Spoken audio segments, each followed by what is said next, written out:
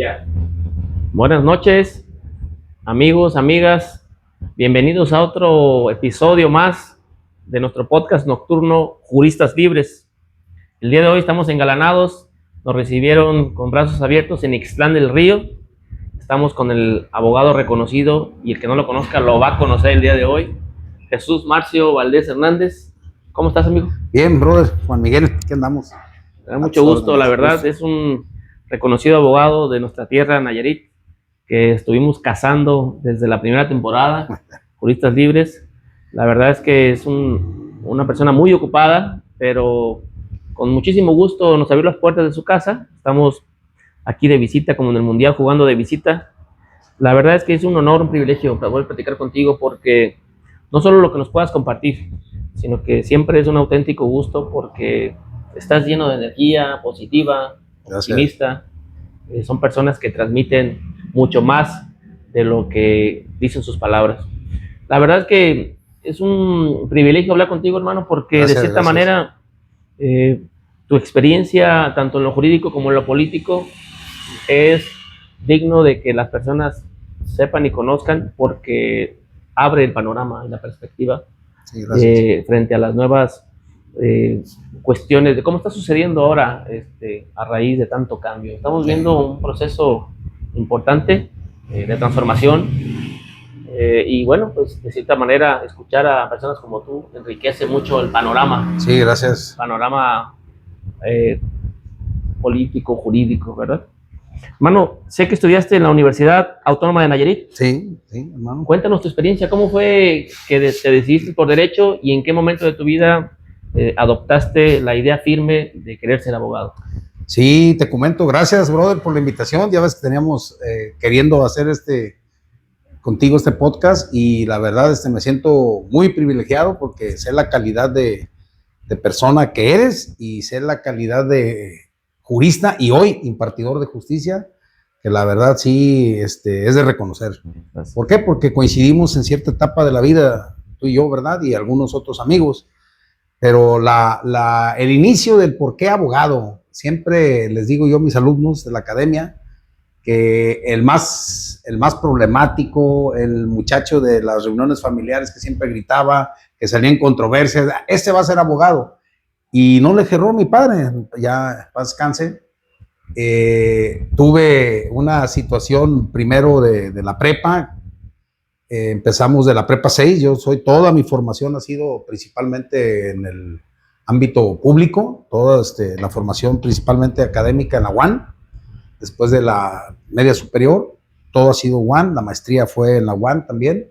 Única y exclusivamente el doctorado lo cursamos en el Instituto de Altos Estudios de Jalisco, con el apoyo de nuestro buen amigo, el doctor Alfonso Nambo, como siempre, y algunos compañeros, Carlos Rodríguez, Bexania, Eric Soltero, algunos que ya conoces, ¿no? Por quienes mandamos saludos. Mandamos un saludo por citar algunos, ¿no? No se nos vayan a sentir los demás. Pero la verdad de las cosas es que ese fue el inicio. Yo inicié con un plan en el 92, 97, 93, 98, perdón, tenía que ser la generación. Sin embargo, ahí aconteció unos temas familiares, fallece mi padre en el 95, yo abandono los estudios ya en quinto año. En quinto año abandono los estudios y me voy a Estados Unidos. Regreso de Estados Unidos en el 2003. Por lo cierto, Dios pone todo. Hoy precisamente 17 de mayo, a justo 23 años que llegué de Estados Unidos. Hoy yo y un gran amigo que después coincidimos en un proyecto político. Él y yo nos regresamos de Estados Unidos y llegamos un 17 de mayo, de hace 23 años. Retomé la carrera, el plan de estudios ya no era el mismo, era un plan de estudios ya semestral, ya no era anual como el anterior. Tuve algunas vicisitudes ahí en ese tema, gran apoyo de las personas que en su momento estaban dirigiendo la unidad académica. El maestro Tobar era el director, y tuve mucho apoyo del maestro Madero también. El maestro Madero por obra de una gran amiga de nosotros, ya falleció, doña Lupita Ruiz, que fue diputada local y siempre me vio con muy buenos ojos con toda la familia. Entonces ella me apoyó y logré, ya pasando el tema de las inscripciones, logré que me incorporaran en el 2004. Okay. En el 2004 retomé yo los estudios, egreso en enero del 2009, porque eran 4 años y medio, y me titulo en noviembre, me llega la cédula, noviembre del 2009.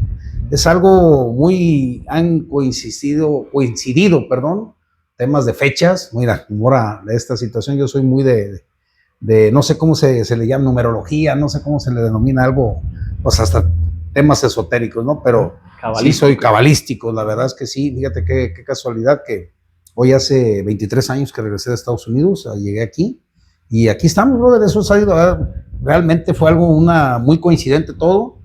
Extraño yo los grupos que teníamos nosotros en la universidad, grupos que yo inicié en el 93, que inicié el tema de lo jurídico, de 40, o sea, grupos muy numerosos. Hoy de manera, tristemente, la verdad es que hay números muy bajos, números de 20, tenemos números de 20 que no son malos, sin embargo, pues uno se desarrolló en grupos muy numerosos, ¿no?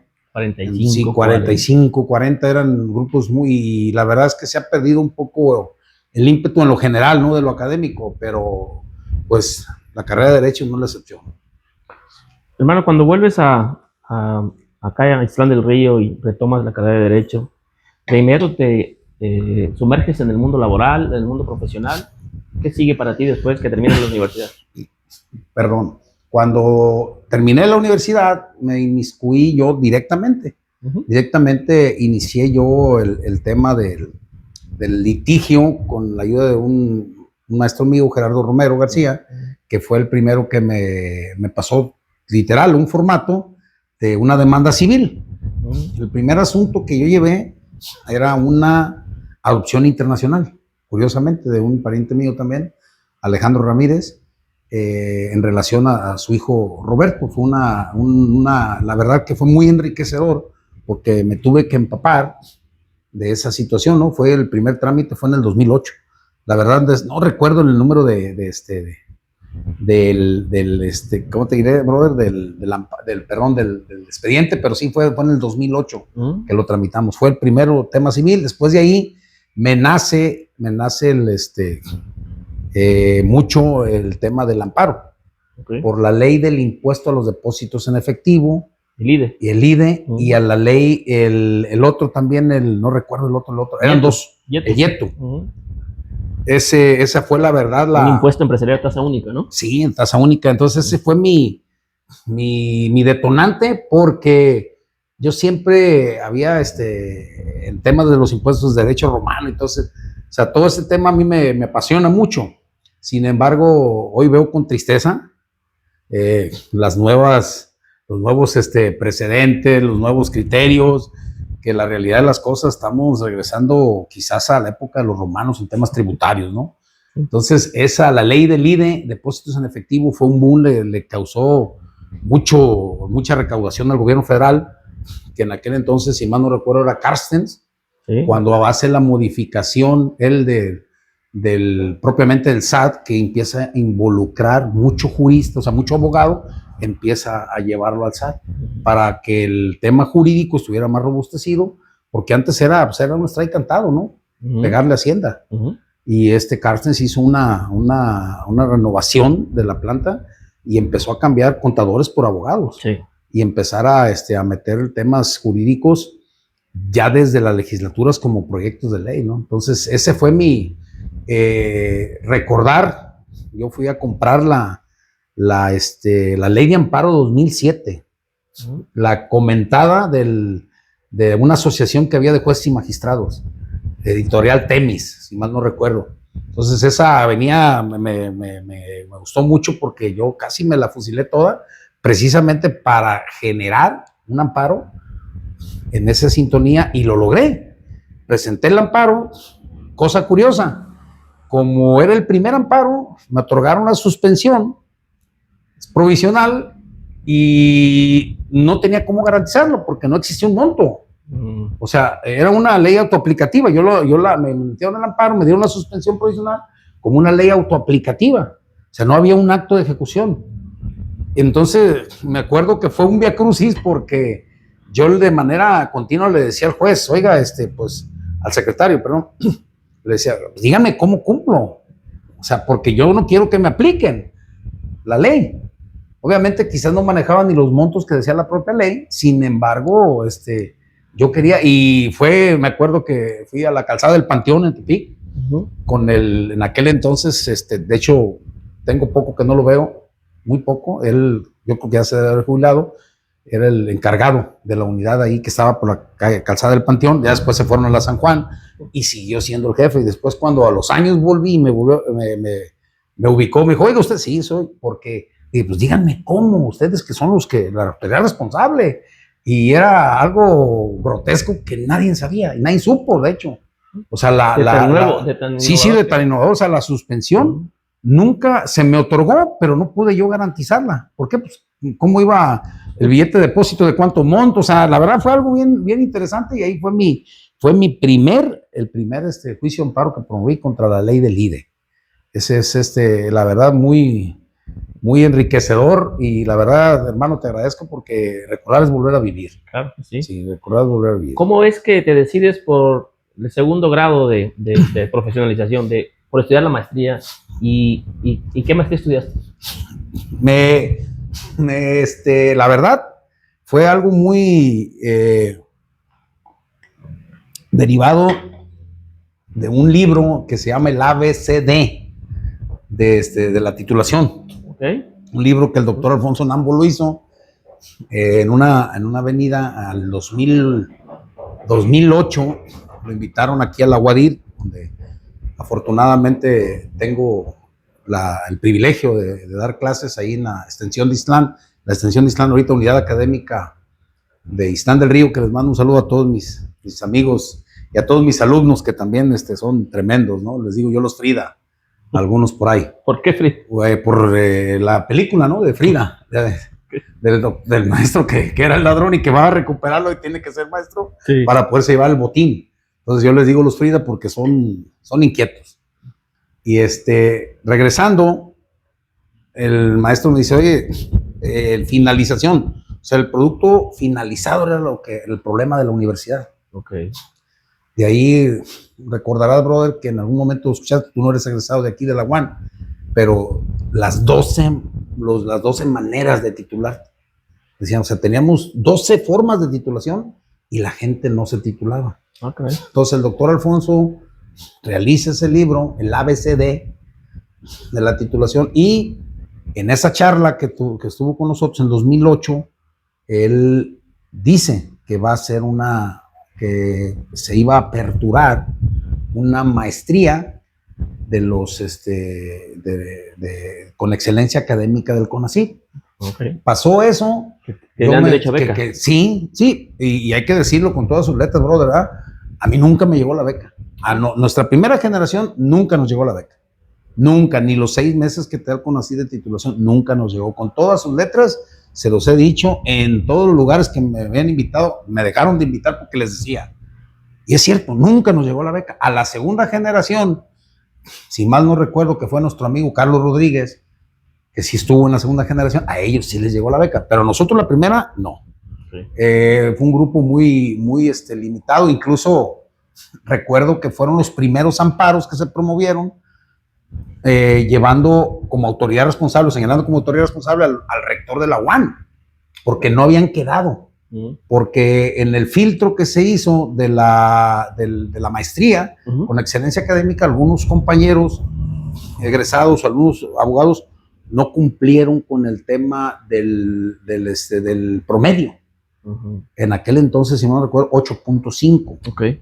Entonces el maestro Alfonso promovió algunos juicios de amparo, pero los sobreseyeron por falta de interés jurídico. Entonces ahí es donde empezó a surgir el tema del interés jurídico ilegítimo, que ya lo habían tratado. La maestría fue 2010-2011. Y luego se materializó ya en la ley de amparo, ¿no? Y luego se materializó. Entonces, nosotros, la maestría fue gracias a eso, ¿no? Realmente, y tuvimos grandes maestros. ¿En qué campo fue? ¿En qué campo de estudios la maestría? El mío fue en Derecho con orientación al juicio de amparo. Así tenía de hecho la denominación estaba medio es cacofónica, ¿no? Porque amparo con orientación en juicio amparo, o sea, sí, e incluso llevamos un tronco común de 6 meses y algunos compañeros se secularizaron en materia penal. Sí. Fue materia penal y amparo. Entonces ahí hubo una bifurcación interesante. Algunos han llegado a ser, pues... ¿Quiénes fueron tus compañeros y compañeras? ¿Que recuerdes? Que recuerde, Bexania, mi amiga es Bexi, Talavera, el juez Talavera, actualmente el juez Talavera, el juez Pedro Saúl, el actualmente secretario del Juzgado Federal, Eric Soltero, mi amiga Cristina, que también ella comparte en la sala, no recuerdo, está ahorita en la sala familiar o en la sala civil de proyectista, Velázquez, y uno que yo le decía lógico, Óscar Castañeda, que es un, sin agraviar, buen amigo, y coincidimos en una invitación que nos hizo el doctor Pedro Enríquez. El 30 de octubre tuvimos una disertación él y yo, y pues yo siempre le decía lógico, porque él era pues sí como tú, brother, tenían la dicha, ¿no?, de tener memoria fotográfica. Y él también la tenía, nomás que era rojillo, era un Trotsky, pero así medio cerradón, medio. Entonces volvimos a coincidir y lo veo que sigue igual, o sea, tiene sus mismas ideas. Y es un excelente maestro de la Prepa 1, creo que está en la Prepa 1. Pues buen claustro de estudiantes, ¿no? Muy buen claustro. La verdad estuvo Rodrigo Benítez, estuvo Campos, que estuvo muy cercano al gobernador. Okay. Por mencionar algunos, uno de los defensores públicos federales, un licenciado bajito, no recuerdo su nombre, se me escapa, pero gran, también otros, Yoser Ramos también, mi amigo Yoser, que también pues coincidimos en el doctorado, y la verdad es que estuvo muy, muy interesante, pero siempre había no rivalidad, pero siempre existió los de amparo y los de penal, y yo siempre les decía que en aquel entonces pues ya se oía la reforma, en el 2008 ya estaba la reforma de transitar en el régimen penal acusatorio, y yo les decía que pues ahora iban a dar clases de historia del derecho, ¿no? Y la verdad desde entonces yo visualizaba un híbrido, ¿no? Un híbrido que a la postre así resultó. Sí. Un híbrido que no nos hemos podido tenemos todavía. Tenemos ciertos anacronismos como el auto de vinculación, que en realidad es el auto de poner prisión, y que en otros sistemas jurídicos, incluso de Latinoamérica, no existe el auto de vinculación. Entonces son anacronismos que se quedaron. Y no digamos otros. No, y va a pasar lo mismo con el civil. Va a pasar lo mismo con el civil. También. La verdad es que yo visualizo eso. Gutiérrez y González, un extraordinario abogado del derecho familiar, abogado extraordinario. De hecho, su libro, derechos resultantes, no recuerdo, de sucesiones y los derechos resultantes, algo así, fue uno de los últimos libros de los que falleció. ¿Cómo no? Y fue, de hecho, lo que yo adherí para mi tema de tesis de doctorado. Y fíjate, hermano, que ahorita, qué bueno que la invitación y lo que estamos platicando es una buena proyección, porque de manera jurídica yo la voy a proteger mi tesis de doctorado. ¿Por qué? Porque mi tesis doctoral se dio en base a lo que él decía de Procopio. El maestro Gutiérrez y González decía que Procopio tenía 2 o 3 entenderes, y decía que cómo iba a proteger si se moría don Procopio. Entonces era evidentemente la técnica de fecundación humana asistida, que era la inseminación artificial o in vitro. Entonces mi tema de tesis es las 32 legislaturas, porque con conocimiento de causa, yo ya las analicé, mencionan los 300 días, la presunción legal de paternidad. Entonces está sumamente rebasada. Esta oportunidad que tú me das aquí es una manera de proteger. ¿Por qué? Porque de aquí también parte situaciones de derecho de protección. ¿Por qué? Ya hicieron una reforma en temas de fecundación humana asistida. Sin embargo, no tocan la presunción legal que yo toco en mi tema de tesis. ¿Sí? ¿Por qué? Porque al momento en que tú criogenizas material genético, tú eres el dueño de ese material genético. Y al momento en que tú dispones para después de tu muerte, como es el testamento, o incluso también intestamentario, de los derechos, bienes, obligaciones, derechos, bienes, obligaciones y cargas, entonces el derecho, la propiedad de ese material genético, tú puedes disponer.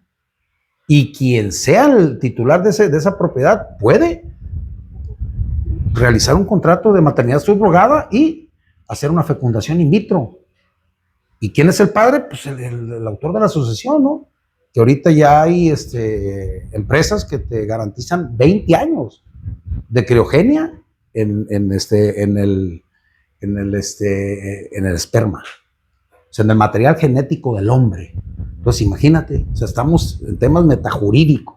Totalmente. Eso es lo que a mí, y regresando al tema la verdad, creo que soy muy pesimista, pero no se me hace recordar a nuestro maestro, el maestro magistrado Germán Martínez Cisneros, que le mando un afectuoso saludo, igual a nuestro amigo Tomás Vázquez Vigil, que siempre coincidíamos allá. Saludos a los dos. Y cómo él fue parte del tema de hacer la oralidad en el sistema penal. Y ahora que vamos a mutar de un sistema, la oralidad siempre ha existido en materia civil, familiar, o sea, nunca, o sea, no es nada novedoso, sin embargo, siempre tratan de hacerlo más cacaraqueo, no sé si por ego, por soberbia, pero en realidad creo que no es una situación más que vamos a encerrar las audiencias ya, o la intermediación del juzgador, pues en salas, ¿no? Como especializadas en materia penal. Es lo único que yo le veo. Sin embargo, va a ser un Código Nacional de Procedimientos Civiles y Familiares, pero pues sería mejor tener 32 códigos familiares. O sea, no todos los estados tienen códigos familiares. Entonces, realmente el libro donde está incrustado en el Código Civil de nosotros, hay situaciones que ya están anacrónicas, como lo que estaba comentándote de mi tema de tesis, y esos son los que realmente a lo mejor no se llega a concretar. O sea, es una tesis, la mía es una tesis propositiva, sin embargo muy ambiciosa, porque tendrías que modificar los 32. De hecho, es cuando yo hice la compulsa con todas las leyes sustantivas de los 32 estados, la única que no lo toca de esa manera ya es Jalisco. Sin embargo, no lo toca de la manera en que yo la propongo. O sea, lo toca como una técnica de fecundación, pero no más. O sea, no toca la presunción legal. O sea, él la contextualiza de manera normativa, sin embargo, no toca la presunción legal, que ese es el problema. O sea, lo único que es que faculta que tú utilices para el tema de la paternidad una fecundación humana asistida, ya sea maternidad subrogada o ya sea in vitro. O sea, son temas que se van llevando de la mano, y ahora la verdad soy muy negativo en ese aspecto. Creo que va a volver a ser de momento otro híbrido con el tema civil, familiar, en donde permea el principio de oralidad como lo hicieron en materia penal. Entre la maestría y el doctorado, estudiaste el curso básico de formación de secretarios para tribunales colegiados y juzgados de distrito. ¿Cómo fue tu experiencia? Pues mira, fue muy grata porque ahí te conocí, bro, ¿verdad? Ahí nos conocimos, fue muy, muy enriquecedora. Yo no recuerdo cómo tuve acceso a esa convocatoria. Yo en aquel momento traía mucho ímpetu de superación, porque pues tuve una atorada, como todos tenemos, en el tema del alcohol. Entonces, cuando uno logra, gracias a Dios y la familia y los amigos como tú, recuperarse de ese pantano, quieres recuperar el tiempo perdido. Entonces yo andaba en una dinámica de ese tipo, hago contacto con esa convocatoria, cumplo los requisitos, y te acuerdas cuando nos hicieron el examen, ¿no? Que por ahí, pues nosotros, creo que si mal no recuerdo, fuimos 39 o 40, no recuerdo bien, los que cumplimos con los requisitos, ¿no? Entonces, en aquel entonces, fue el 2011, fuimos generación 2011, iniciamos en un 3 de enero. No era reconocido como especialidad todavía, pero a nivel de especialidad, ¿no? Sí, a nivel, no, y de hecho, la verdad estuvo muy bien porque a nosotros nos dieron, pues, grandes maestros, la verdad, algunos que siguen siendo grandes amigos, y hoy me estaba acordando de uno de ellos, ¿no? Que fue el que nos impartió la primera clase, que fue el magistrado ya en retiro, Omar Garrido. Fue Fernando Omar Garrido, fue el primero que nos dio la clase. Adalberto Maldonado. Adalberto Maldonado Trenado, también le mando un saludo, que por lo cierto, el maestro era muy característico de llevar ¿te acuerdas que llevaba unas pastillas de miel, de una abeja, de polen, no sé qué, y porque él tenía un tema de la garganta. De la tos, todavía. Y ya después creo que se operó y total, pero él me acuerdo que una vez me regaló unas y yo sigo siendo cliente de Farmacias Guadalajara, ahora ya como anuncio, ¿verdad? El maestro Germán Martínez Cisneros, no, pues me acuerdo bien, el maestro Germán. Quizás ha habido mucha empatía con él y con el maestro Omar Garrido, más con el maestro Germán, porque de una u otra manera siempre ha estado muy cercano, ¿verdad? Siempre nos ha tenido la atención de recibirnos y todo, y hemos hecho buena sinergia como amigos, más que nada, también a su esposa, que ella también me invitó a varios cursos, porque ellos tienen no sé si se denomina USAC, se llama, me invitó a varios actualizaciones muy buenas, la verdad, y muy, la verdad, David Rentería, nuestro buen amigo David Rentería, fue participante de nuestro tercer podcast. Sí, hombre, el maestro David Rentería también. David Rentería Trujillo, que le mandamos un saludo. Un saludo a la maestra Dominga también. Francisco Dominga. Olmos Avilés. Olmos, el magistrado Olmos, que yo recuerdo ese ejercicio que nos encomendó precisamente de la inaplicación de la norma, no recuerdo si fue del Infonavit, ¿no? De un amparo directo que tenían en relación al Infonavit de la sala civil. Entonces sí recuerdo que ahí fue donde usted salió triunfante, hermano. Fue cuando ahí pues le llevaste al tema del interés legítimo, interés jurídico y algunas inaplicaciones de normas, ¿no? Interesante. Por el tema de la convencionalidad. El maestro Aris Piña, ¿te acuerdas? Cómo no, el maestro Aris Piña, a los días yo después lo volví a saludar porque él tiene unos grandes amigos aquí en Iztán, el maestro Aris Piña, y luego me falta otro, el magistrado, que ya es magistrado del Tribunal Colegiado Laboral. El juez en aquel entonces de lo penal, primero de lo penal, Luquín, Germán. El maestro Luquín, cómo no, el magistrado Luquín también. Que muy seguido lo veo, fíjate. Yo lo he saludado ahí en Ciudad Judicial, la verdad tuvimos y ojalá y no se me escape nadie, porque la verdad siempre fue muy grato. Muy grato se compartir. A que se le olviden los nombres, ¿no? Sí. No, ejemplo, pero nos y amigos también ahí, ya ves que siempre se hacían bolitas ahí y todo, y siempre los externos éramos como los de la vecindad, por decirlo, ¿no? O sea, y ellos los que estaban dentro del Poder Judicial en aquel entonces, pues nuestro amigo Jorge Lex Escalera, Jorge Escalera, muy también. Quiero compartirles, maestro, ahora prácticamente doctor en Derecho, nuestro amigo Marcio, fue totalmente un alumno desafiante de jueces, magistrados. Sí, ha sido un crítico agudo, muy propositivo, desde luego, desde el punto de vista propositivo. Y este curso básico de formación para secretarios lo pasó prácticamente con honores, un abogado que constantemente estaba alertando sobre nuevas perspectivas que a veces como impartidor de justicia te cierras, ¿no? Sí. Entonces nutría mucho el curso, Amigo, ¿cómo es que te decides por el doctorado? ¿Es a raíz de una invitación? ¿Es una inquietud personal? ¿Y cómo es que te decides por el Instituto de Altos Estudios de Jurídico de Jalisco? Sí, gracias por la pregunta, muy buena. De hecho, todo mi caminar académico fui acompañado por mi familia, principalmente por mi hermano, ¿no? Que en aquel entonces él me apoyó mucho él también es parte de los... Muy brillante tu hermano, ¿no? Sí, mi hermano es parte, él es egresado de Chapingo, Juan Ignacio Valdés Hernández, y él siempre, cada vez que yo lo hacía partícipe de todas las cosas, siempre me apoyó. El doctorado no fue la excepción. Sin embargo, yo quería un doctorado fuera, en el extranjero.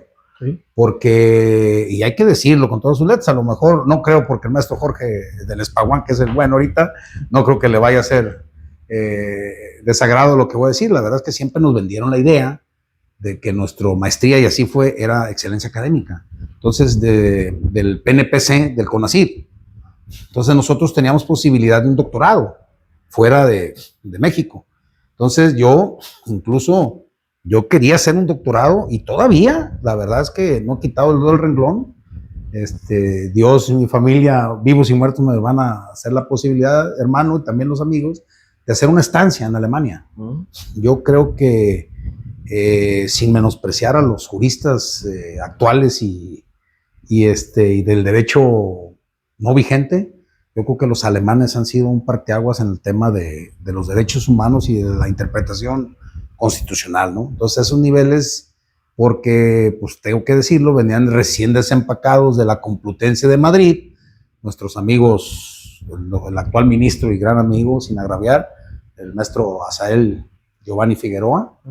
También estaba el maestro Aldo también nos dio, el maestro Sergio Morán. Bueno. Todos ellos nos dieron el claustro de la maestría. Entonces yo me decido por el doctorado, teniendo esa inquietud de un doctorado, o sea, fuera del extranjero. Pero las condiciones familiares en aquel entonces de mi pareja no fueron propicias. Okay. Entonces yo, de hecho, me inscribí en 2 veces en la universidad, de Jalisco, ¿cómo se llama? La Universidad Tecnológica de Jalisco. Tenían un nivel muy bueno en lenguajes. Entonces yo me inscribí dos cursos alemán. Con el afán. Es donde yo vi que era muy complicado el alemán, o sea, las palabras compuestas. No, ya me quedaba mudo, hermano, pero curioso, me perfeccioné un poco más el inglés. No aprendí alemán, pero el inglés se hizo más fluido. Yo solo sé Ich bin Juan Miguel. Y ya no, yo Guten Tag, es lo único. Guten Tag y por la película, ¿no? Entonces, esa era ese fue mi motivante. Mi hermano, pues, se oye mal que lo diga, ¿no? Pero él, pues, maestría y doctorado, la maestría en Holanda, en Wageningen, Holanda, y el doctorado en Brisbane, Australia. Qué bárbaro. Entonces, pues, tenía yo, pero no lo he podido materializar, pero, pues, ahí está, ¿no? El dedo del renglón, ahí está. Entonces, ese fue y ya retomando en el tema no estaba la convocatoria abierta del doctorado interinstitucional y tuvimos que cambiar de plan, y el doctor Alfonso otra vez vuelve a salir en la escena, nuestro gran amigo, para consolidar un grupo que pudiera llegar a un número de 10 personas mínimas para que el Instituto de Altos Estudios de Jalisco pudiera ser redituable el venir acá. Entonces se logró gracias a él y a los otros maestros que fueron partes del claustro locales ya de Nayarit, y en las instalaciones de nuestro buen amigo Josser. Ahí se asentó por 2 años, pasaditos 2 años y medio, y lo culminamos el año pasado. El primero en titularse fue nuestro amigo Carlos Rodríguez. Se tituló en octubre del año 2025, Carlitos. También tuvimos en nuestro podcast a Carlos Rodríguez, ¿lo recordarán? Sí, buenos compañeros, casi, pues Bexi también coincidimos, otra vez Eric Soltero, servidor, la licenciada América, que también trabaja con el doctor Alfonso, la licenciada Alba, y grandes amigos, la verdad, sin agraviar. Fue una muy bonita experiencia. Yo hubiera querido el tema del institucional, ¿no? Sin embargo, pues no está lejano. O sea, al final de los días, muy buenos, la calidad, ya ahorita la verdad de las cosas es que son facilitadores, ya el conocimiento está muy a la mano de todo el mundo, ¿no? Algo terrible, la verdad, y yo se los he dicho, terrible para el tema académico, lo que está causando la inteligencia artificial en esa conchudez, en ese desatención de los alumnos, está haciéndoles muy fácil todo. O sea, sí lo veo como es una muy buena herramienta. Sin embargo, yo ya les he dicho a mis alumnos y les he dejado en claro, incluso acabo de promover, te lo hago extensivo, exhortando a una juez que le impusiera una multa a mi contrario, a mi colitigante, por haber manejado inteligencia artificial en su escrito de contestación. O sea, espérate, o sea, el artículo, no recuerdo si el 55-59 establece guardar la moderación con el juzgador, porque si no, es una falta de respeto esa. Entonces, eso está afectando seriamente. Yo lo veo en nuestro ámbito, ya en Argentina dicen que ya hay situaciones de proyección de sentencias y eso, no lo dudo. Sin embargo, pues nunca va a dejar de existir, ¿no? La inteligencia humana como tal, el parámetro, ¿no?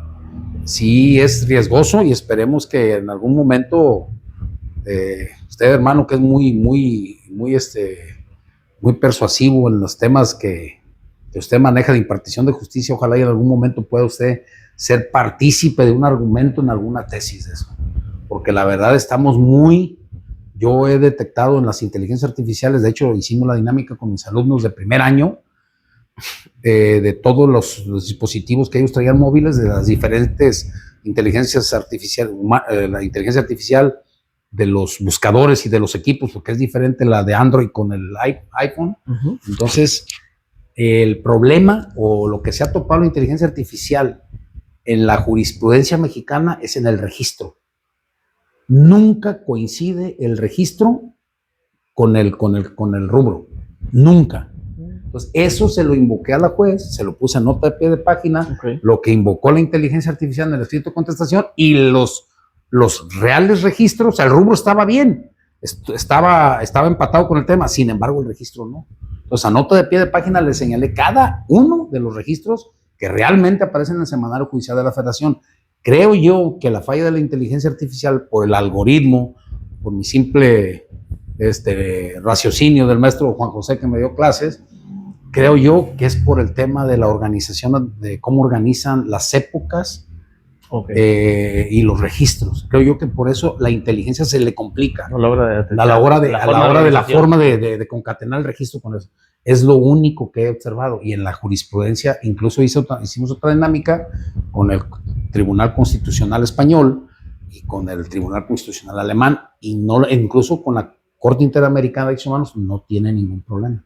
Pero incluso también en temas del Tribunal Electoral del Poder Judicial de la Federación, de igual manera, no es el mismo registro con el rubro. Antes de que entremos, me gustaría que entremos al tema de tu línea de investigación en el doctorado. Hace ratito nos hablabas ya un poco de ello, y prácticamente estuve a punto de decirte que como las quejas no las dejaras sin materia, porque va a ser materia de análisis y discusión más adelante. Antes de eso, me gustaría que nos presentaras tu experiencia como docente. Supe que diste clases en la UNIVAM, sí, también en un instituto, y actualmente eres profesor de la Universidad Autónoma de Nayarit, aquí en Ixtlán del Río. Sí. Esta experiencia, la verdad es que seguramente es enriquecedora para ti, pero también para tus alumnos. Cuéntanos, ¿cuándo empieza tu experiencia docente, y actualmente qué opinión te merece el alumnado? Sí, mira, hermano, gracias. Muy buena pregunta, y la verdad es que el inicio del tema académico fue en finales del 2009. Finales del 2009, principios del 2010, nuevamente salta nuestro gran amigo Alfonso y la doctora Mavi, que en aquel entonces ellos tenían la dirección de la carrera de Derecho en la del Valle, en la Universidad del Valle, con la maestra Cecilia, que les mando un saludo a los tres. La maestra Cecilia es una mujer, la verdad, yo me la topé en Guadalajara hace 2 años, no he tenido la oportunidad de saludarla, pero yo hasta les decía tras bambalinas que era como doña, la que salía con don Joaquín Pardavé, ¿cómo se llamaba? Que cantaba y todo, la señora, o sea, entonces era un tema muy intenso, el tema de la academia en la del Valle. Era como prácticamente, se oye feo lo que voy a decir, pero era como el satélite de la UAN. O sea, porque ahí también ya se impartían maestrías, y se estaba muy interesante. Yo inicié en el 2010 en la licenciatura, fue por oposición. Logramos ahí en aquel entonces me dieron una materia de sistemas jurídicos contemporáneos. Muy bonita. Una materia muy, muy agradable. Derecho administrativo, que me encanta, también me otorgaron, y en algunos momentos, un par de ocasiones, derecho romano. Derecho romano es fabuloso, y la verdad es que veo con desagrado que esas instituciones que crearon esos tipos innovadores para su tiempo están algunas ya en desuso, y otras, la verdad, no le hemos cambiado ni una coma como yo la concebía, nada. Entonces, la verdad, fue ahí el actuar académico, ahí di clases. ¿Era 2010, sistema incorporado a la UNAM? A la UNAM. Sin embargo, nosotros no, yo daba en sabatino. Y propiamente el sistema incorporado a la UNAM era escolarizado. Era escolarizado. Entonces, yo por mi actividad no podía yo, pues prácticamente ser partícipe del mismo. Hice cubrí algunos momentos al maestro Joseph, ¿no? Un par de ocasiones, al propio doctor Alfonso, pero de una manera muy esporádica. Sí, muy buen nivel, la verdad. Y luego también el Instituto Superior de Estudios de Occidente, el Liceo, también del maestro Irving. también lo apoyé en varias ocasiones. Una vez, también un par de ocasiones ahí en el Instituto de la Vizcaya, Derecho Comparado, también me tocó apoyar ahí a la maestra Soltero, en un par de ocasiones. Tuve la oportunidad y en el 2010 al 2017 fue mi academia en Tepic, propiamente. Incluso, en paz descanse, nuestra maestra, híjole, la verdad es que se me había pasado, la maestra María Marta Martínez. La verdad, la maestra fue una excelente persona, fue compañera de nosotros en la maestría, y ella nos dio la oportunidad a varios de incorporarnos a los cursos de titulación de la UAN. Entonces yo impartí varios cursos de titulación de la UAN. En aquel entonces el maestro Madrigal era el director. Sí.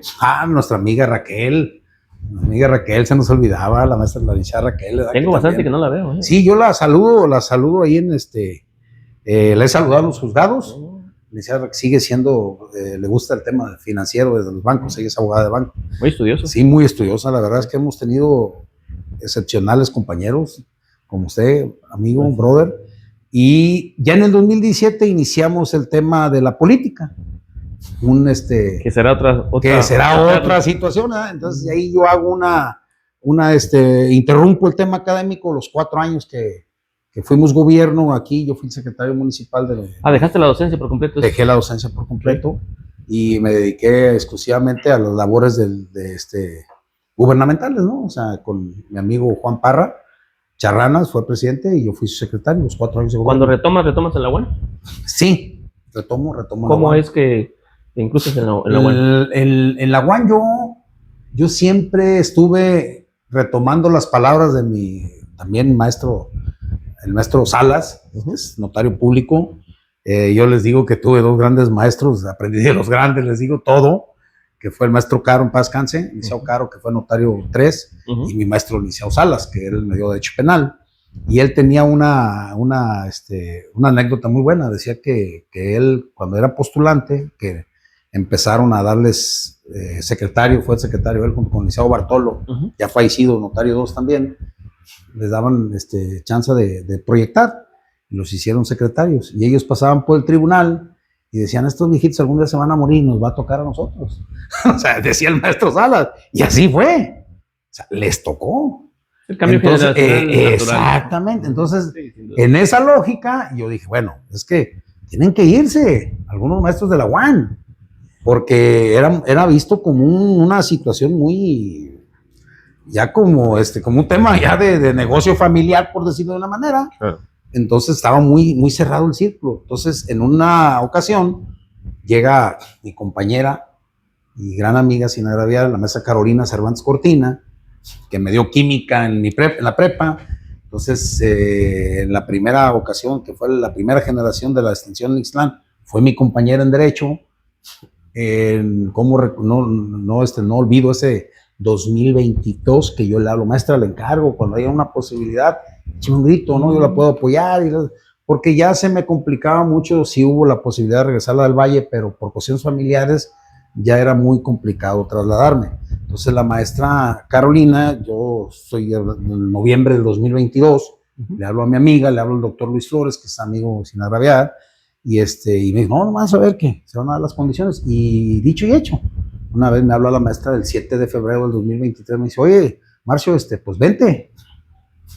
Dije, no, pues alguna pachanga o qué, no, pues vente, ya entras hoy. Entonces, pues de bote pronto, ¿no? Entonces ahí inmediatamente, pues yo fui. ¿Con qué materia? Me apersoné, arranqué con ética social, derecho internacional, público y, pues lo mío, amparo. O sea, la verdad, entré con el pie derecho, gracias a mi maestro, le agradezco mucho la oportunidad y me asegundaron todos los demás maestros. Creo que ahorita un gran amigo, el actual subdirector, y la directora también, que es la directora, pues es Miriam del Carmen, es hija de mi amigo y mi director también, el maestro Manuel Tobar. Entonces la verdad es que siempre fui muy acogido, la maestra Yolanda. ¿Estás como en casa? Sí, la verdad, entonces me siento muy cómodo porque yo egresé de ahí. Entonces me siento con la libertad de opinar, no criticar de manera puntualizada. Y el sindicato en aquel entonces estaba nuestro amigo José Luis Sifu. Y es actual subdirector y siempre hicimos sinergia. Él es de psicología, psicólogo, pero siempre es muy open mind. La verdad es que siempre concatenamos y hemos hecho buena sinergia. De hecho, te lo tengo que decir, brother, fíjate que me nació la idea. Yo ya se la había platicado a nuestro amigo maestro Tomás Vázquez, se la platiqué al líder, el maestro Jorge González, los juegos magisteriales, y me la segundó.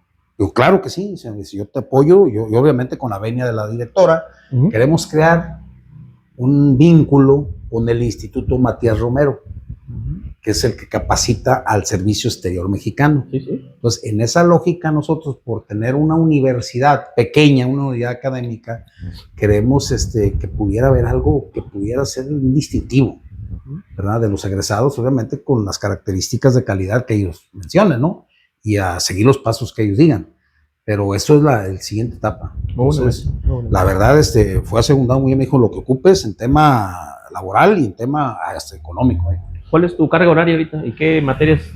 Yo les digo que Derecho Internacional Público y Privado, Ética Social, me encanta Ética Social porque es una charla, brother. Es una charla, pero es una asignatura que la verdad, si la quitan, ha sido muy criticada, la verdad, por los externos, porque pues no logran ellos trascender, que no, digo, tú lo sabes mejor que yo como impartidor. Técnicos, no se trata de ser técnicos. Sí, o sea, hay cosas en el derecho, o sea, hay cosas que vienen del tema ético, moral, todo del derecho, Son saberes formativos. Sí, o sea, y yo, me acuerdo, tuve grandes maestros de filosofía del derecho, que la verdad a lo mejor no se le da a uno ser así, pero la ética social te da esa apertura y de hablar de temas que ya son metajurídicos con alumnos de primer año.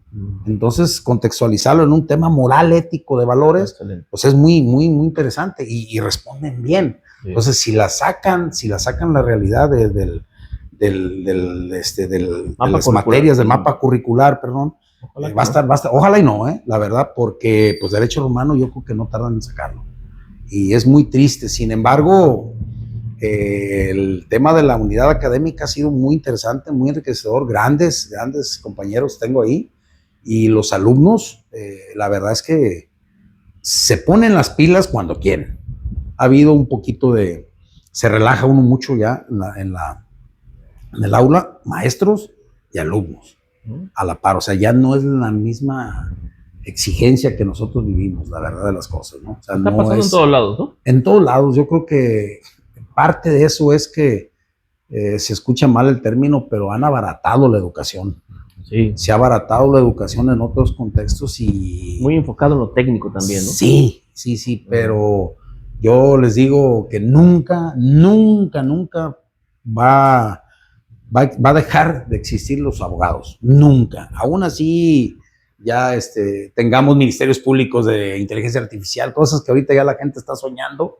Y hay algunos que propagan casi como religión dentro de nuestra propia universidad, que yo he sido crítico de eso, pero crítico con bases, no crítico nomás por decir no, hay que decir no, pero ¿y el por qué? Claro. ¿Verdad? Entonces sí, la situación es muy interesante y esperemos que se sigan dando los proyectos. La verdad es que estamos en una unidad académica que se tiene todo. Sí. Se tiene todo, desde el inicio se ha tenido todo. Hoy tenemos unas instalaciones muy grandes. La verdad, yo vi con... Muy bonitas, ya he ido yo 2 veces. Sí, pues ahí nos has tenido, la verdad que nos has engalanado, brother, con disertado ahí algunos temas que tú manejas muy bien. Y la verdad es que, pues no va a ser la última vez. Nomás que te llevas muy ocupado también, tú, brother, te llevas muy ocupado. Ya tu desempeño es muy demandante. Bueno, amigo, háblanos ahora un poquito más amplio de tu línea de investigación, de tu campo de conocimiento del doctorado. ¿Por qué escogiste esa línea de investigación y en qué consiste, tanto para amigos que sean legos como los más avesados? Me gustaría que profundizaras en eso. El tema de las técnicas de fecundación humana asistidas como campo de investigación para el doctorado, de inicio pensé, lo plasmé, de hecho, en el primer protocolo, la eutanasia. Okay. El morir con dignidad. Pero no había una concatenación de lo que yo realmente quería decir, porque lo viví. Cuando se dieron temas familiares, yo busqué mucho el tema de lograr tener familia. Entonces lo digo con conocimiento de causa, y yo vi cómo del 2009 en adelante, los institutos de investigación y de fertilidad, vi cómo el marketing que tenían, ¿no? La verdad era un tema interesante. No puedo decir nombres y situaciones porque caeríamos en una cuestión, pero yo vi cómo llegabas a un instituto de fertilidad y en el 2010 te vendían la idea de niños güeritos con ojos azules. O sea, era impresionante, y en los mejores hospitales, te digo, porque el viacrucis que yo realicé en ese aspecto no fue mínimo. O sea, incluso llegué a toparme con gente de la farándula, tipos de esos que cantan, que por cierto pues, no son de mi agrado. Sin embargo, me llegué a topar en el mismo instituto y en el elevador y todo. O sea, haciendo lo mismo que yo andaba haciendo. Con la misma intención. Con la misma intención. Entonces, ver cómo ya en el 2013 llegué a un instituto, a otro instituto también de reconocido, con un programa que tenían incluso hasta confederatario público, te aseguraban que en el tercer, y si no te regresaban tu dinero. O sea, algo ya más, todavía marketing, pero ya más encriptado jurídicamente. Ya llegabas tú y desde que llegabas a la sala de espera, ya estaban, ya no eran los cuadros, ya eran televisores. O sea, ya eran televisiones que estaban pasando fotografías, pero ojo, hermano, ya no de niños güeritos con ojos azules, sino de niños morenos con ojos de color. O sea, algo que era en aquel entonces un tema social. Entonces vi yo y vi yo la magnitud de cómo lucraban con la esperanza y con la ilusión de la gente. En una de esas, yo tengo un tío, una familia de la familia de Hernández, que estaba casado con una tía mía, y él tenía unos laboratorios por Justo Sierra y Chapultepec, en Guadalajara. Y él me dijo, yo tengo un socio que es ginecólogo. Entonces llegué yo y pues el edificio viejo, pero ginecólogo de los doctores como tú, hermano, que es un estante de libros, todos los había leído, o sea, desde de la vieja guardia, que él lo único que podía hacer ya más era Papá Nicolau. Pero pues tenía un listado de exalumnos grandísimo. Uno de ellos fue el que me recomendó. Entonces él tiene un instituto muy serio junto con un instituto familiar.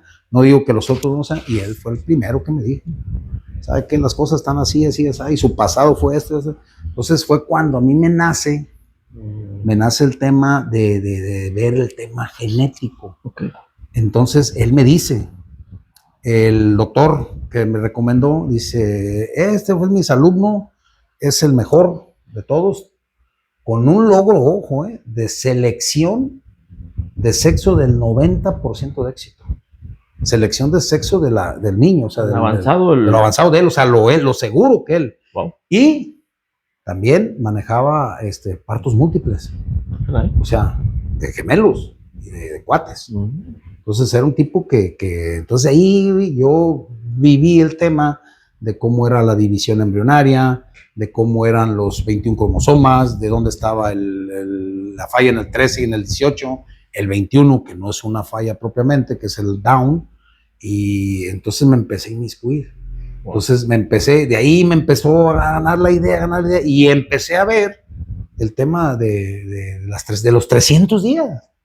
O sea, como la película 300, y todos los códigos 300 días, de manera sacramental, lo dicen, que la paternidad, 300 días nacido, entre los 300 días de fallecido, se le imputaba. Es presunción legal. Okay. Está en la ley. Entonces, eso fue, y pues obviamente me empezó a inmiscuir.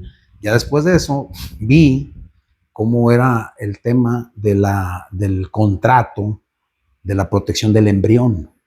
Ya cuando se fecundaba, ese es el tema. También. O sea, cosas que pueden pasar desde que llegas a un instituto. Su conservación, su cuidado. Y se va la luz y no tienes un respaldo de luz y se echa a perder un embrión y a ti te venden la idea que no hay un seguimiento, no hay una cadena de custodia real.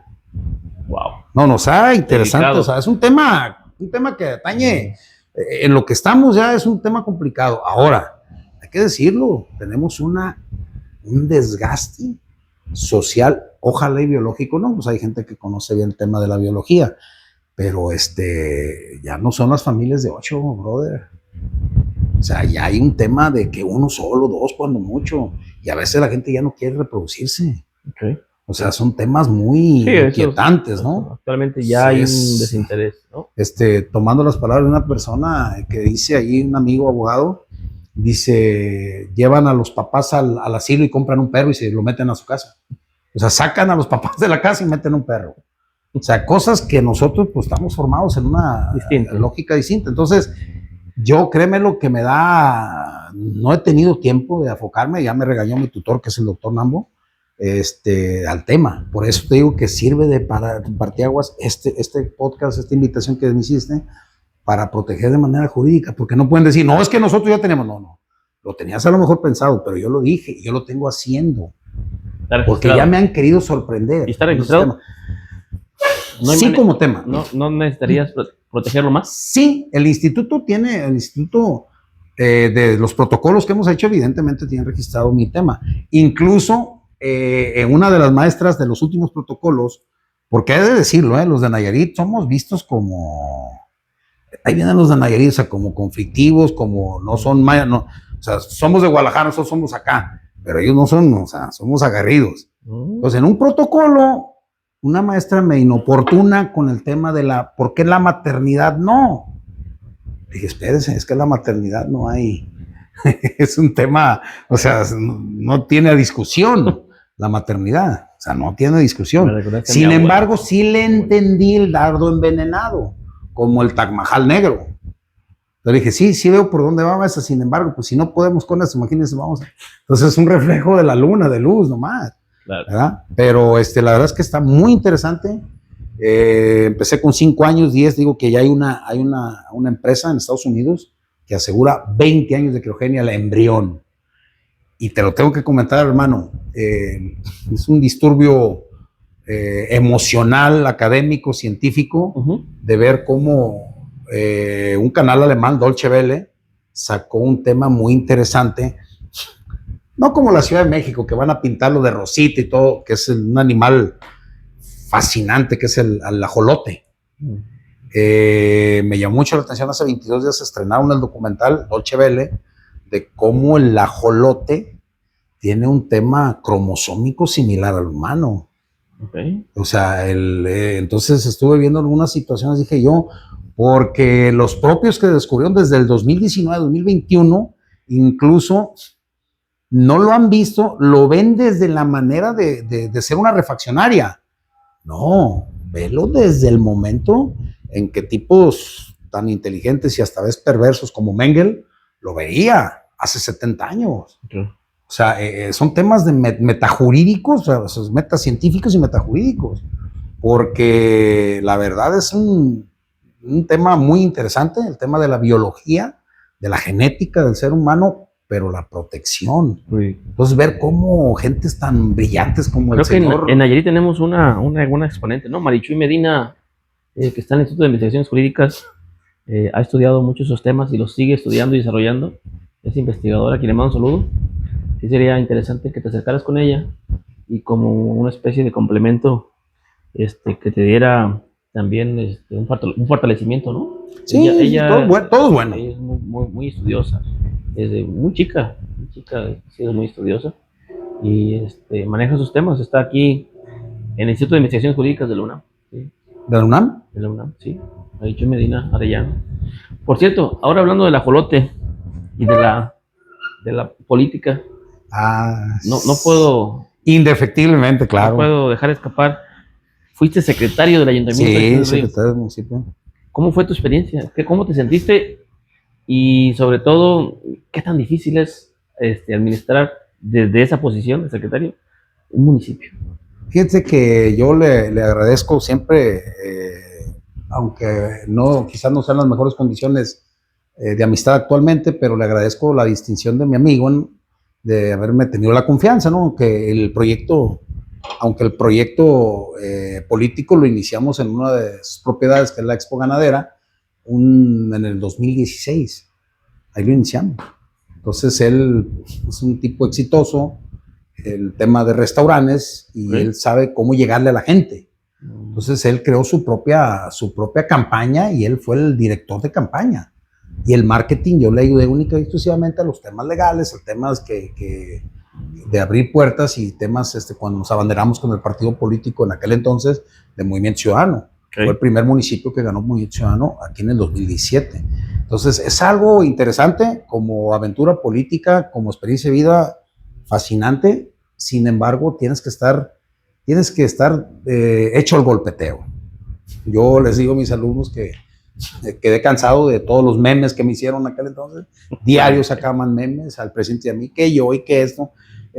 Cosas muy ventiladas y sin ventilar que dices tú, bueno, ¿y quién se los dijo, no? Pero es complicado, sin embargo, es muy, muy gratificante el actualmente ver personas que te vean y no te reclamen, o sea, que te digan, oiga, es que él me ayudó porque una vez que me falleció mi familiar, pues no teníamos el dinero. Entonces, esos temas, el poderle llegar al pueblo, lo sensible del pueblo, como es un tema que nosotros la verdad nos pegó mucho la pandemia, porque fuimos el único ayuntamiento de 4 años. O sea, no va a haber otro. Entonces yo fui el secretario del ayuntamiento, del único ayuntamiento de 4 años que va a haber. O sea, no puede haber ya más, salvo otra situación especial, una situación constitucional que reformaran, sin embargo, no, por empatar las elecciones. Entonces, nos tocó la pandemia 2021. Únicamente dos fiestas patrias tuvimos, que es un tema del pueblo donde puede uno. Recuerdo aquella vez que nos hiciste el favor de venir, hermano, ¿eh? Estuvimos conviviendo ahí en las fiestas patrias, bonito. Bonitas fiestas. La política es bonita, es desgastante. A estas alturas yo creo que sería una situación pues muy, muy prematura volver a iniciar en algo así. Sin embargo, no lo descarto por la posición que guarda actualmente. ¿Te gusta ser figura pública? Como tal, a todo el mundo nos gustan los reflectores, pero no a todos nos gustan los desgastes, ¿no? No a todos nos gustan los desgastes y la verdad es que yo ya no tengo 30 años, brother, ¿no? Entonces yo necesito ya, mi proyecto de vida está en algunos temas de índole familiar y en unos temas de índole viajar y lo que pueda uno, el nivel de vida que puede uno prestarle la vida a uno, Dios, ¿no? La verdad es que no descarto apoyar a alguien en el tema político, sin embargo no es mi prioridad, pero es muy bonito, es muy bonito. ¿Tienes colores, bandera? No, actualmente no, la verdad nosotros coincidimos en algún momento, de hecho todavía guardo mi perfil en Twitter con Andrés Manuel, ¿no? Cuando vino Andrés Manuel aquí en el 2019, vino Andrés Manuel y me tomé la foto con él y todavía la tengo ahí en Twitter. Yo siempre fui muy crítico y a hoy lo critico, las cosas que no hizo, pues no pudo hacer todo bien, lógico, como todas las personas. Sin embargo, pues hay algo que a la postre nos va a pegar, ¿verdad? Nosotros a lo mejor no lo vamos a ver, hermano, pero los que vienen la van a tener complicada. La van a tener complicada. La verdad, te reitero que a nosotros nos tocó el municipio de Ixtlán, es sui generis, la verdad. Tenemos nosotros per cápita, y hay que decirlo, el mayor índice de generales jubilados viviendo en el municipio a nivel nacional. ¿Sí? O sea, nosotros tenemos una población de 50,000 habitantes, más o menos, y tenemos 5 generales viviendo en Ixtlán. O sea, no es cosa mínima, pero hay más, ¿no? Tenemos gente que ha salido brillante del pueblo, yo creo que en todos, pero quizás es algo, un distintivo. Voy a permitirme, si gusta, ¿me pasas ese libro desde arriba? Más hermano, Aquí perdón. tengo unos asistentes técnicos. Sí, la verdad, perdona de lujo. por hacer del staff. Es engargolado, el engargolado. Sí. Te lo voy a compartir. Gracias. Fue parte de mi. Esta es una hoja normal. Fue parte de un regalo que me hicieron. Esta es una bitácora de 1642. 1642 de Ixtlán del Río, ¿eh? Estamos hablando, o sea, esto es inédito. Es un tema que lo hicieron. Wow. Lo hicieron precisamente, aquí está la traducción, cómo se llamaba Ixtlán. 1642, dice el documento, hace referencia al poblado o ciudad de Ixtlán. Y aquí había puesto yo porque lo tradujeron unas personas de México. El original de yo le digo códice, de este códice lo tiene la diócesis. Okay. Lo encapsularon de manera, y es una bitácora de un hospital de indios. Wow. Así les nombraron, 1642. Entonces es algo, la verdad, muy, muy interesante que la gente no lo conoce. Ahorita, qué bueno que me diste la oportunidad y aquí tu grupo de apoyo de podértelo enseñar. Lo tradujo unas personas de aquí, Ixtlán, muy conocedores. El maestro Pedro Roberto me lo regaló. Creo que por ahí también tuvo alguna situación mi hermano de presentarles a alguien es náhuatl antiguo. Yo no sé cómo se le denomina. Entonces, aquí está la visita del licenciado de 1708. O sea, hay unas cosas muy interesantes, y aquí está, se llama el Hospital de Indios en Ixtlán. Altepetl de Ixtlán. La cofradía del Hospital de Indios de Nuestra Señora, la Purísima Concepción. Esto es lo que un pueblo lleno de historia. Claro, entonces. Personajes históricos, políticos, hasta federales de caminos famosos. Sí, en su momento nosotros, todo Ixtlán ha tenido un poco de todo, y la verdad es que, agradezco la distinción de haber sido y haber pasado los escenarios de la historia, ¿verdad? ¿Cuáles son los retos de Ixtlán del Río actualmente, políticamente hablando y socialmente hablando? Tú como conocedor de tu propia municipalidad, pero además con la experiencia que tuviste como secretario de ayuntamiento. Siempre el tema de las empresas. Las empresas se han asentado en Ixtlán. Sin embargo, no tenemos unas fuentes de empleo grandes. Hemos fluctuado entre el tema de nuestros paisanos en Estados Unidos, son las divisas que están debilitadas actualmente por los temas globales y del presidente Donald Trump y algunas cuestiones que se han dado. El magisterio es otro ingreso. Tenemos a la arrocera más grande de Nayarit, que también aporta, sin embargo, no lo que pudiéramos explotar. La experiencia de otros pueblos es que también no es muy bueno llegar a las empresas, porque llega otra gente con otros estilos de vida muy distintos a los locales. Sin embargo, yo creo que lo que debiéramos de aquí en adelante es un tema de urbanización, un tema de urbanización y de conciencia, o sea, de conciencia propiamente, ¿no? Porque necesitamos civismo, necesitamos decirle a la gente, informados estamos, pero a veces no tenemos la cultura. Entonces, nosotros lo que quisimos hacer, logró nuestro presidente Juan Parra, realizó de manera pronta el bulevar. Y el bulevar fue con recurso captado y una combinación del FAIS. Okay. O sea, la verdad, sin embargo, nosotros somos un municipio que capta por gobierno federal 25 millones de pesos al año, o sea, no es nada. Entonces, si tú no recaudas, o sea, es imposible la verdad.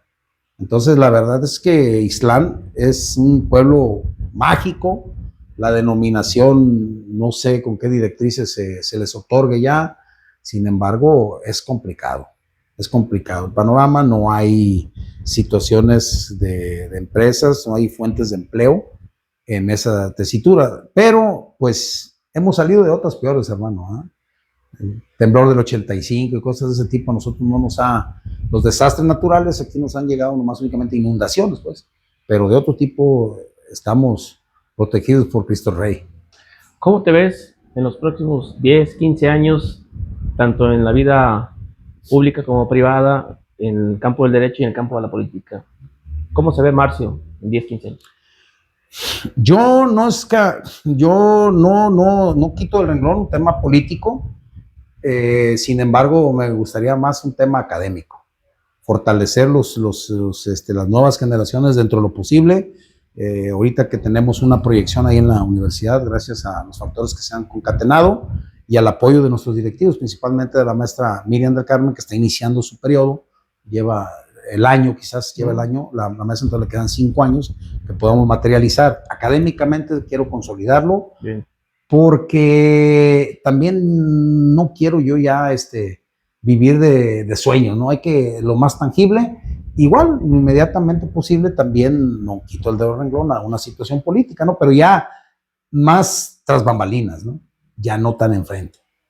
Tienes un despacho aquí en Ixtlán del Río, ¿verdad? Sí, lo quité, lo tenía acá. Ahorita estamos haciendo unas nuevas oficinas por la Hidalgo, planta alta, en un local ahí que está cerca de un Oxxo.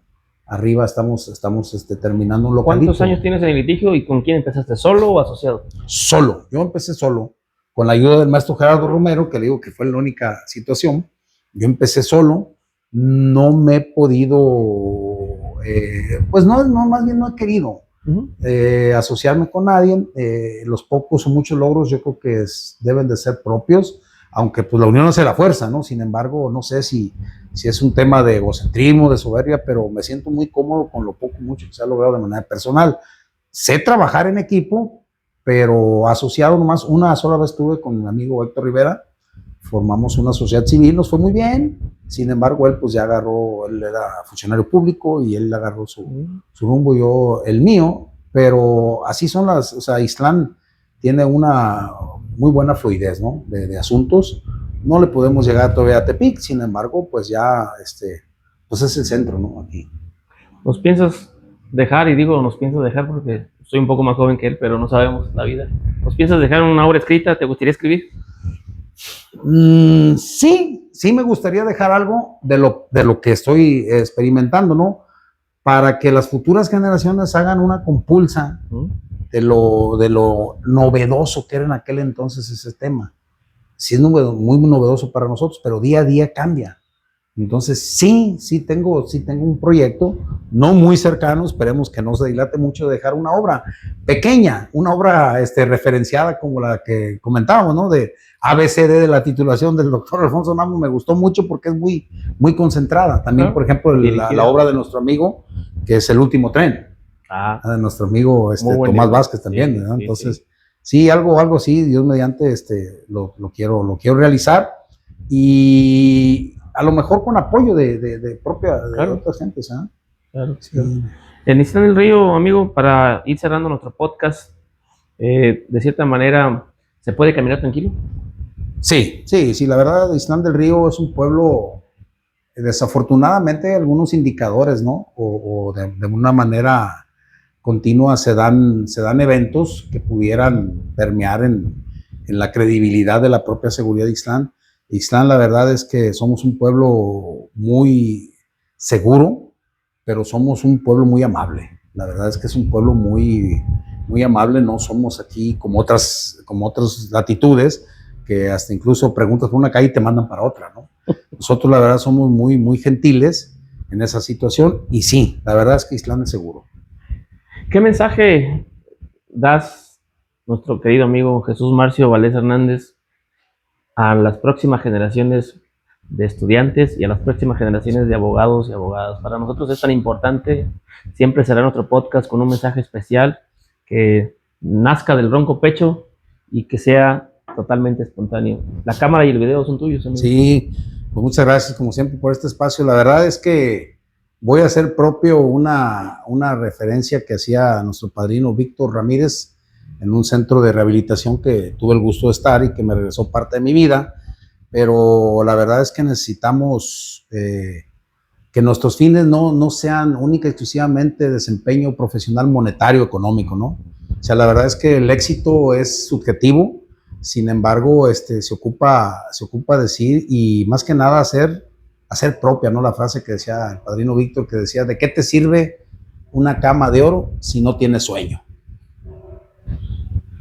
O sea, así de fácil, ¿no? Entonces, el proyecto de éxito es de cada quien y como te sientas exitoso, eso haces, ¿verdad? Se siente uno realizado de manera distinta a otras personas. Unas personas su enfoque económico, otras personas un logro más académico, personal, obviamente sin descartar la economía porque es parte de, ¿no?